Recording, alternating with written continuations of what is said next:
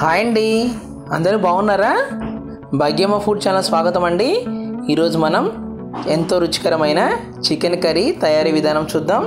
చూసారు కదండి చికెన్ ఎంత బాగుందో కదా.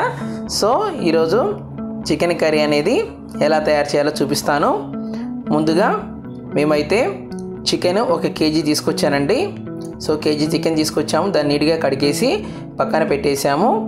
సో దాంట్లో అల్లం వెల్లుల్లి పేస్ట్ ఫ్రెష్గా పట్టింది వేసానండి. ఆ తర్వాత దీంట్లో అల్లం వెల్లుల్లి పేస్ట్ వేసిన తర్వాత గరం మసాలా వేసానండి. ఆ తర్వాత దీంట్లో 1 స్పూను ధనియాల పొడి కూడా వేసుకోవాలి. తర్వాత దీంట్లో పసుపు వేసుకున్న 1 స్పూను, ఓకేనండి. ఆ తర్వాత దీంట్లో గరం మసాలా, ధనియాల పొడి, పసుపు, అల్లం వెల్లుల్లి పేస్ట్, ఆ తర్వాత ఒక 3 టేబుల్ స్పూను కారం కూడా వేసుకున్నామండి. చూసారు కదండి. సండే అంటే మనకు గుర్తొచ్చి ఫస్ట్ చికెనే కదా. సో చికెన్ అనేది ఇంకొంచెం హెల్తీగా తినాలంటే దాంట్లో పెరుగు యాడ్ చేసుకోవాలి. సో అప్పుడు ముక్క అనేది జ్యూసీగా ఉంటుంది. సో మనకు కూడా హెల్త్కి చాలా మంచిది, అందుకే దీంట్లో పెరుగు కూడా యాడ్ చేసాము. ఆ తర్వాత కొత్తిమీర కూడా వేసాము. సో ఇట్లా పెరుగు, కొత్తిమీర, గరం మసాలా, ధనియాల పొడి, పసుపు, కారం ఇవన్నీ వేసి మనం ఇట్లా మిక్స్ చేస్తే మనకేం గుర్తొస్తుంది? నాకైతే బిర్యానీ గుర్తొస్తుంది కదండి. సో యాక్చువల్గా అదే ప్లాన్ చేసాం ఈరోజు, కానీ టయానికి వద్దులే అని ఫ్రైడ్ రైస్ చికెన్తో ఈ విధంగా సరిపెట్టుకున్నాం అనమాట.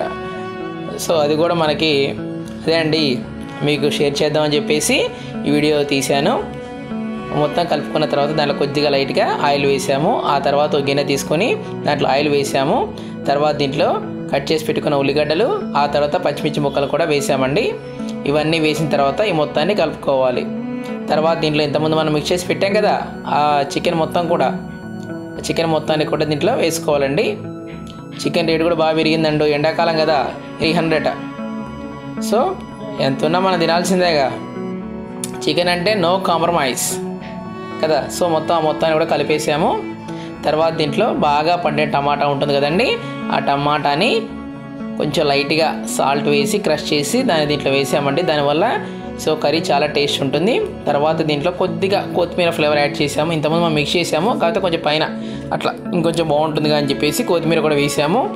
అది వేసిన తర్వాత కూడా మొత్తం కలుపుకోవాలి. చికెన్కి డైహార్డ్ ఫ్యాన్స్ అని కూడా ఉంటారు, నాకు ఈ మధ్య తెలిసిందంటే. మామూలుగా చికెన్ లవర్స్ ఉంటారు, చికెన్ అంటే మనందరికీ ఇష్టం, అందులో డౌట్ లేదు. So one of my friend and colleague Shyam sir అని చెప్పి తను మొన్న ఏమంటారంటే, సార్ నాకు రోజు చికెన్ పెట్టినా సార్ నేను తింటా సార్ అంటారు.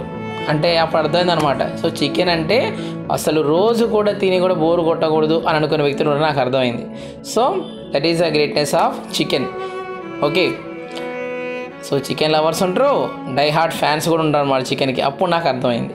ఓకే, సో చూసారు కదండి. అవన్నీ వేసాక తర్వాత ఎసర కోసం కొంచెం వాటర్ కూడా పోసారు. ఆ తర్వాత మొత్తాన్ని కూడా కలుపుకున్నారు. తర్వాత కుక్కర్ మూత పెట్టేసి ఒక విజిల్ పెట్టేసాము.